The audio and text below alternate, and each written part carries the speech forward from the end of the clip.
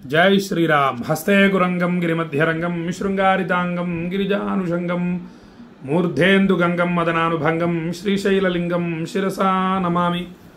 భ్రమరాంబ మల్లికార్జున స్వామివారి యొక్క సంపూర్ణ అనుగ్రహం మీకు కలుగాక అని ఆశీర్వదిస్తూ చిదంబర క్షేత్రానికి రేపు బయలుదేరి వెళ్ళడం జరుగుతోంది. చిదంబర క్షేత్రం గురించి కొన్ని అద్భుతమైన విషయాలు మీకు తెలియజేసే ప్రయత్నం చేస్తున్నాను. కానీ సామాన్యమైన విషయం కాదు. చిదంబరం గురించి చెప్పడం అనేది చాలా కష్టసాధ్యమైనటువంటి విషయం.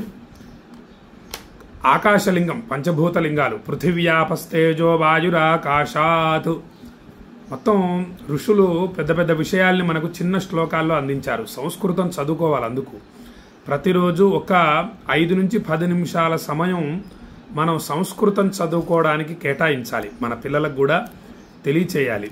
చూడటానికి మనకు 5 నిమిషాల సమయమే అని అనిపిస్తుంది. కానీ వారానికి ఎన్ని 5 నిమిషాలు అవుతాయి?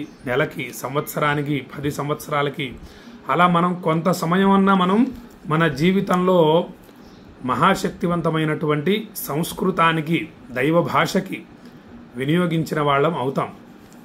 ఇక మనకి పంచభూతాలు పృథివ్యాపస్తేజో వాయురాకాశాత్, పృథివీ, ఆపహ, వాయు, ఆకాశాత్, తేజ, ఈ 5 కూడా పంచభూతాలు.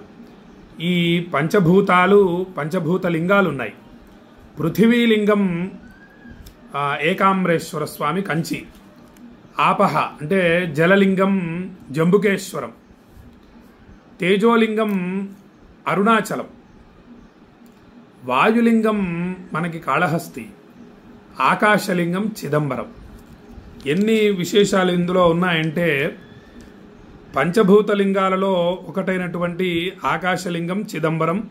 చిదంబరం ఆలయంలో నటరాజస్వామి వారి విగ్రహం కాలి బొటన వేలు భూమి అయస్కాంత క్షేత్రానికి మధ్య బిందువుగా ఉంటుంది.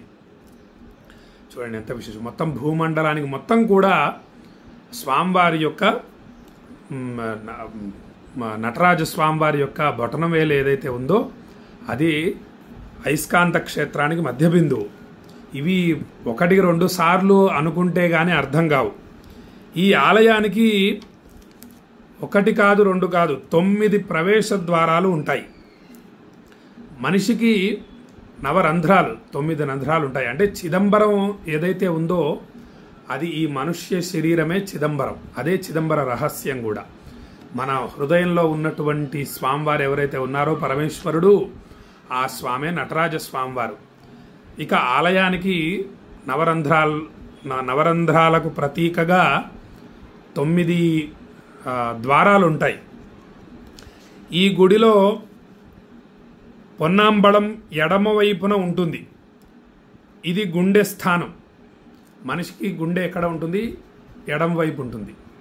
అలాగే మనకి గర్భగుడి కూడా చిదంబరంలో ఎడమ వైపు స్వామివారు ఉంటారు. ఆకాశలింగం ఏదైతే ఉందో అది ఎడమ వైపు ఉంటుంది. ఇక్కడికి వెళ్లేందుకు పంచాక్షర పడి ఎక్కాలి. ఇది నమశివాయ పంచాక్షరిని సూచిస్తుంది. ఈ ఆలయంలో కనక సభ ఉంది.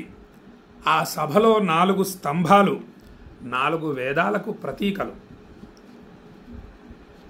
పొన్నాంబళం అంటే గర్భాలయం. పొన్నాంబళంలో ఉండే 28 స్తంభాలు 28 శైవాగమాలకు ప్రతీక. 28 స్తంభాలు ఉన్నాయి. అవి 28 శైవాగమాలకు ప్రతీక.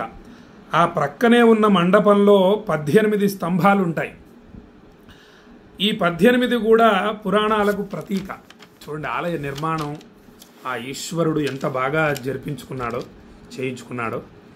ఈ దేవాలయంలో శివుడు నటరాజస్వామి రూపంలో దర్శనమిస్తాడు.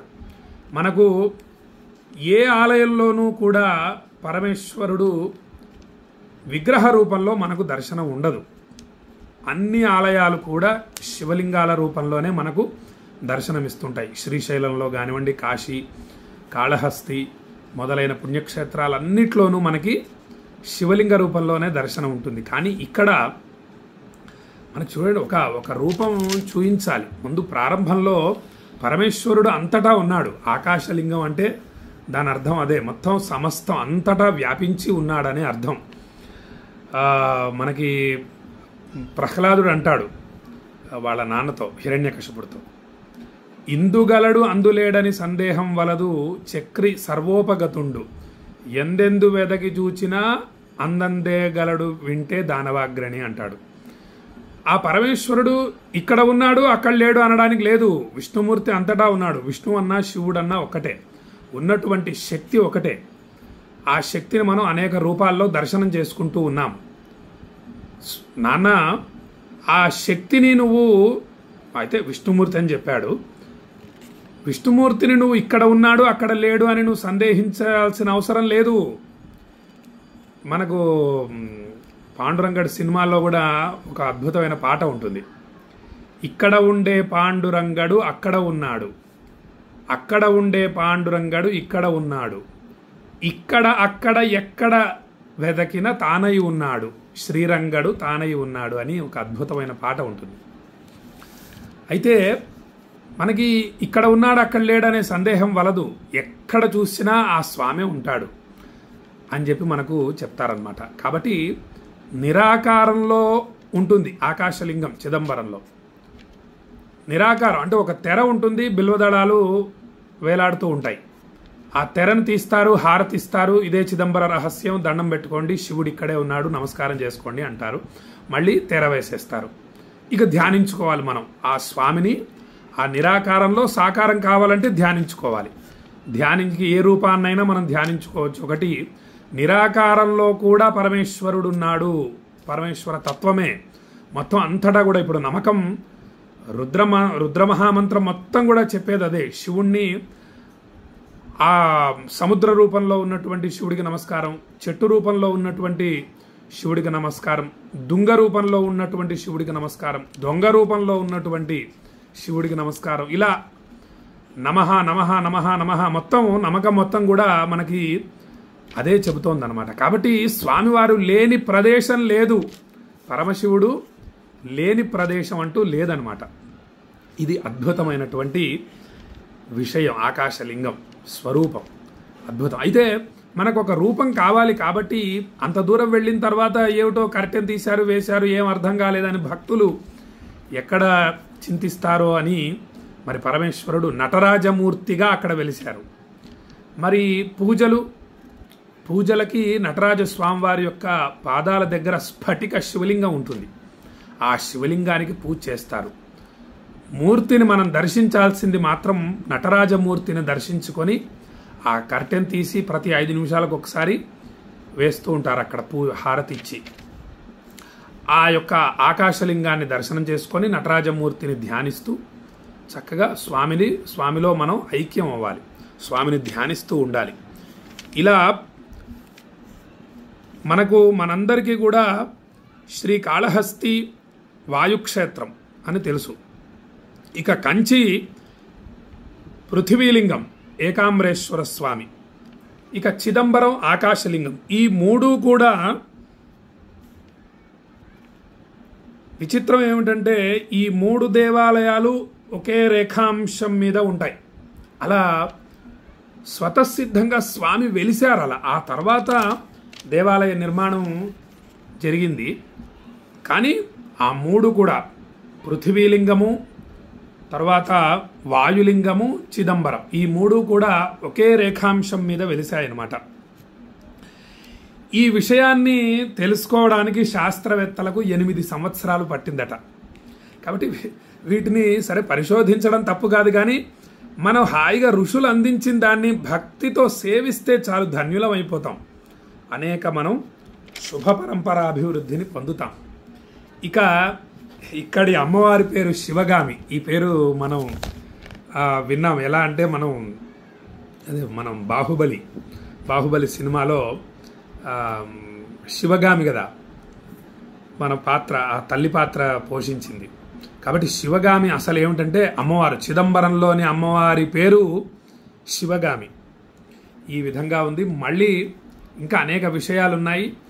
రేపు ఇంకొన్ని అద్భుతమైన విషయాలు చిదంబరం గురించి తెలియజేసే ప్రయత్నం చేస్తాను. మీరందరూ కూడా ఆ చిదంబర క్షేత్రాన్ని ధ్యానించండి. ఇంకా అద్భుతాలు ఉన్నాయి, ఇంకా అనేక విషయాలు ఉన్నాయి. ఆ అద్భుత క్షేత్రం మొత్తం కూడా మన శరీరమే. మన శరీరంలో ఉన్నటువంటి ఆత్మతత్వం ఏదైతే ఉందో అదే పరమేశ్వర తత్వం. అలా ధ్యానించాలి. ఆకాశలింగం అంటే ఎక్కడో ఒక 1000 కిలోమీటర్ల దూరంలో తమిళనాడులో ఉంది, ఎప్పుడో వెళ్ళినప్పుడు దర్శించుకుంటేనే ఫలితం వస్తుందని కాదు. మనలో ఉన్నారు స్వామివారు, అంతటా వ్యాపించి ఉన్నారు స్వామివారు, నటరాజ స్వామివారు. కాబట్టి ఆ తత్వాన్ని పెంచుకోవాలి. అందరిలోనూ పరమేశ్వరుణ్ణి చూసే తత్వాన్ని పెంచుకోవాలి. ప్రతి జీవిలోనూ పరమేశ్వరుణ్ణి ధ్యానించడం అలవాటు చేసుకోవాలి. అంతటా ఉన్నాడు కాబట్టి పరమేశ్వరుడు, ఇది సత్యం కాబట్టి. ఆ విధంగా నటరాజ స్వామి వారిని ధ్యానిద్దాము. రేపు ఇంకొన్ని అద్భుతమైన విషయాలు చిదంబరం గురించి తెలియజేస్తానని చెప్పి తెలియజేస్తూ సెలవు తీసుకుంటున్నా. జై శ్రీరామ్.